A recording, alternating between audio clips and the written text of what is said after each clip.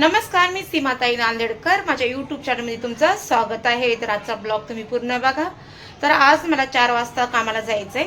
तर इथून मी 4 वाजताच निघणार आहे. भाभीला बोलली मी थोडंसं उशिरा येईन, 4:30 पर्यंत येईन. तर भाभीनं बोलली ठीक आहे, कारण त्यांच्या इथं त्यांची सासू सासरा येणार आहे. तर मला आज थोडंसं एक्स्ट्रा जेवण बनवून द्यायचं आहे. आणि मला उद्या सुट्टी पण दिली तिने नवीन वर्षाची. तर विचार करते की घरी आहे ना, मला आता चपात्या वगैरे वेळ नाही आहे थोडा बनवायला. तर विचार करते की पुलाव बनवू मी, कारण माझ्याकडे वटाणे आणि गोबी पण आहे. तर त्याची मी पुलाव भात बनवणार, साधा सिंपल एकदम. कारण कालची झिंग्याची चटणी पण आहे, म्हणजे ती भाजी जी केलेली आहे ना मसूरची डाळ टाकून, ती पण आहे. तर पुलाव भात जर केला तर त्याच्यासोबत ती ॲडजस्ट होऊन जाईल जेवणासाठी, ही की नाही. तर चला पटकन बनवून घेते, कारण आता वाजले तर 2. तर मला बनवता बनवता मला 3 तर वाजन. भांडे वगैरे किचन वगैरे साफ करून. तर मग नंतर काय म्हणतात, थोडंसं घरात पसारा पण आवरून घेते. ते पडायला उद्या सुट्टी आहे, तर विचार करते की थोडंसं घरात साफसफाई करू. बघू आता काय होते. चला पटकन करून घेते स्वयंपाक.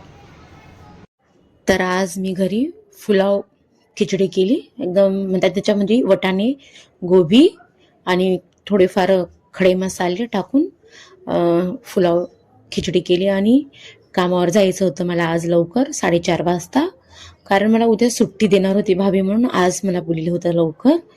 तर मला बाहेर पण जायचं होतं, म्हणून मी 4:30 वाजता गेले कामावर. तर रिक्षामध्ये बसले होते, तर रिक्षावाला फोनवर बोलत बोलत बोलत बोलत जाऊ लागला होता. त्याला मी सांगितले की फोनवर बोलू नका, जोपर्यंत रिक्षा चालू आहे तोपर्यंत. ते बोलले ठीक आहे. कामावर पोहोचले, भाभीला विचारलं आज काय काय बनवायचंय. तर भाभीने सांगितलं आज दम बिर्याणी बनवायची आहे, सुक्की भेंडीची भाजी बनवायची आहे, चपात्या बनवायच्या आहेत, फुलके, सलाड बनवायचं आहे, अजून भेंडीची भाजी, आलूची भाजी, अजून भुर्जी अंड्याची बनवायची आहे. तर इथं दम बिर्याणीसाठी मी कांदा फ्राय करून घ्यायले. भाभीने नवीन कढई आणली होती मोठी. तर खूप छान भाभी आहे, मला खूप स्वभाव आवडते ह्या भाभीचा. माझा विचार खूप करते भाभी, मला समजून पण सांगते कसं करायचं कसं नाही. तर आता तुम्हाला सांगितलं की मास्टर शेफचं माझ्या मागेच लागलेत त्यांनी की ऑडिशन दे म्हणून. तर मला फिलहालमध्ये तर एकच काम आहे माझं हे. आता अजून काम मी शोधायला लागले, पण कामं लवकर भेटत नाहीत.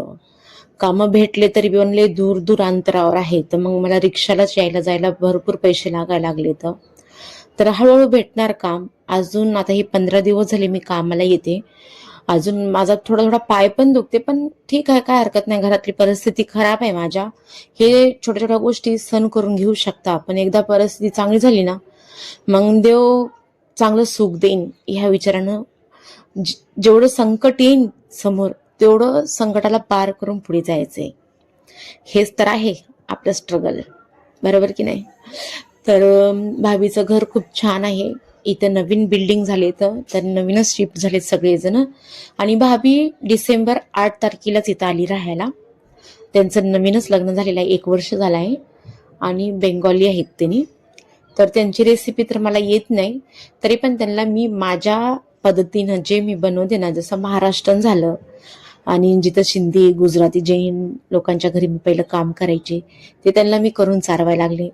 तर ते माझ्या जेवणाचे तर फॅन झाले. तर इतके आवडायला लागले त्यांना जेवण माझं. स्पेशल म्हणजे दम बिर्याणी, सुकी चिकनची भाजी, ज्वारीची भाकर भाभीला खूपच आवडायला लागली, मस्त एकदम. आणि मी जे बी कोणची पण स्वयंपाक करते ना, मन लावून करते, प्रेमानं बनवते. म्हणतानी माझं तसंच आहे. एखाद्यामध्ये जीव माझा गुंतला ना, तर मी ओवाळून टाकते. ते काम असो, कोणचा व्यक्ती असो, या कोणचं नातं असो. तर ह्याच्यामध्ये अंडे पण उकळून टाकले दम बिर्याणीमध्ये. आणि हे त्यांनी चिकन फ्राय होईपर्यंत तुपामध्ये आणि तेलामध्ये फ्राय करायचं ह्या मसाल्याला. आणि भेंडी सुक्की बनवली होती शेंगदाण्याचं कूट टाकून, आपल्या महाराष्ट्रामध्ये बनवतात ना सेम तसंच. तर खूप छान झाली की भाभी बनवतानाच एक एक करून खाऊ लागली होती. जेव्हा मी कामावर पोहोचते ना, 15-20 मिनिटं तर भाभीला बोलण्यातच जाते माझं. भाभी मला विचारत राहती, बोलत राहती, व्हिडिओ बघती, माझे ब्लॉग बघती, इंस्टाग्रामची त्यांनी स्टोरी बघती, ब्लॉग बघती. एकदम फ्री माइंड आहेत दोघं पण, भैया बी आणि भाभी. खूप चांगला स्वभाव आहे त्यांचा, मस्त आहे.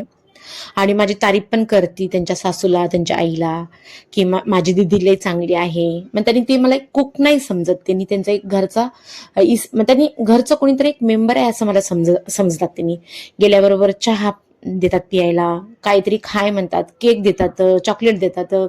मी म्हणते नक्का दीदी मला काही पण नको, मला फक्त काम करू द्या पटपट आणि काम करून घरी यायचं पडते, कारण लेकर एकटेच राहतात घरामध्ये. तर मला घरी यायचं पडते कारण लेकर माझ्याशिवाय जेवण करत नाहीत, म्हणून मला लवकर घरी यायचं पडते. तर मी म्हणते दीदी मला काही बी नका, मला काम करू द्या पटापट बस. तर दीदी म्हणते नहीं दीदी थोड़ा सा खा लो, खा के थोड़ा सा अच्छा मूड होएगा ना तो और अच्छा खाना बना सकते हो आप, असं मला बोलतात त्यांनी. तर खूप चांगला आहे दोघांचा पण स्वभाव. आता बघू, आता दुसरं काम तर अजून मला भेटलं नाही. तर मी खूप जणांना सांगून ठेवले, जे माझे जुने पण कामं होते ना त्यांना पण सांगून टाकले की मला काम बघा असल्यानं. जे मी पहिले आता सोडले होते ना काम, त्या लोकांना तर मी सगळीकडून ब्लॉकच केले. कारण बघा माझा पायाला मी घसरून पडले होते, तर मला मार लागला होता, मला चालता नाही. मी फक्त 15 दिवस सुट्टी मागितली, त्या लोकांनी मला 15 दिवस सुट्टी दिली नाही. असं काय कामाचं हो? संकटामध्ये साथ देत नाहीत, आपली मजबुरी ओळखत नाहीत, मग अशा लोकांच्या घरी काम करून काय उपयोग मला सांगा बरं. कमी पगार असेल तरी चालेल, पण माणूस स्वतःचा म्हणजे जे माणूस असते ना, जे आपण घरी काम करतात ते आपल्याला समजून घेणारा पाहिजे. मग काम किती पण असो, पगार किती पण असो, ऍडजस्ट करू शकता आपण. तर आता बघा बाहेर आले, मी काम संपलं माझं जेवण वगैरे. तर बाहेर बघा नवीन वर्षाचं डेकोरेशन किती सुंदर केलंय. प्रत्येक बिल्डिंग मध्ये ही माझ्या बिल्डिंगच्या थोडं बाजूला आहे ही बिल्डिंग, आणि आमची जी बिल्डिंग आहे ना ती सुद्धा जिथं काम करते ती सुद्धा खूप छान डेकोरेशन केली होती. पण तिथं शूट केलं नाही, कारण तिथं बाहेर भरपूर लोक बसले होते, त्यांचे भाभी वाशिंग लोक हे त्यांचं तिथं शूट नाही केलं मी, ते सजवू लागले होते काही काळाचं. तर खूप छान डेकोरेशन केलं. आणि आज येताना इतकी ट्रॅफिक होती ना, खूप ट्रॅफिक होती. बघा पुढे तुम्हाला दाखवते, बघा इथं पण किती सुंदर केलं हे. आपण डिमांड नाही वाटते काहीतरी, खूप सुंदर केलंय. नंतर हे काढून टाकतात, ते पण तुम्हाला नंतर दाखवून. बघा ट्रॅफिक बघा किती, 7:30 वाजले तर किती ट्रॅफिक आहे बघा इकडं. बापरे, मीटर किती झालं तुम्हाला काय सांगू, मीटर लय झालं माझं.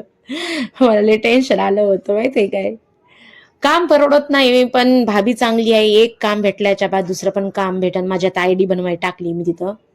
तर ह्याच विचाराने मी जाते हो, बाकी काही नाही. मला काम तर परवडत नाही तरी पण मी जाते, कारण ते भाभी आणि भैया खूप चांगले आहेत, मग त्यांनी खूपच चांगली आहेत.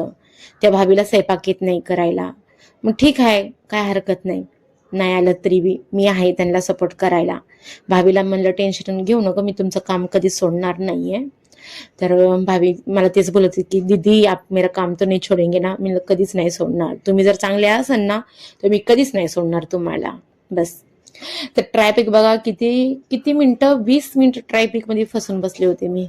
हळूहळू निघाली, आणि थोडंच बरं का भाभीच्या बिल्डिंग पासून तर थोड्याच अंतरावर एवढी ट्रॅफिक झाली ना, खूप ट्रॅफिक झाली. कारण इथं सिग्नलच नाहीये ना, कारण 4-5 रस्ते आहेत, इकडून इकडून इकडून कसे पण लोक जातात, इथं सिग्नलच नाहीये, काहीच फायदा नाहीये. तर मग ट्रॅफिक थोडीशी हटल्याच्या बाद हे बघा किती गाड्या आहेत, हे अशा ट्रॅफिक लागती आहे अशाच गाड्यांनी. आणि चलणारी लोक असतात ना तेवढ्या ट्रॅफिक मधून मदत येतात, मदतून जातात. त्याला भीती नाही वाटत की गाडी स्टार्ट होईल, ट्रॅफिक चालू होईल, आणि नंतर गाड्या सुटल्याच्या बाद कसं जाणार ते, त्यांना ते बी समजतं. लागलं फिरलं तर कसं होणार आहे की नाही. तर तुम्हाला माझा मिनी ब्लॉग कसा वाटला आजचा नक्कीच कमेंटमध्ये सांगा. आणि तुम्हाला सगळ्याला नवीन वर्षाच्या खूप खूप शुभेच्छा. Happy new year. मला दिव्यानं शिकली हे इंग्लिश बोलायला. तर चला बाय, काळजी घ्या. इथंच मी मिनी ब्लॉग खतम करते, सॉरी ब्लॉग खतम करते. सबस्क्राईब करा.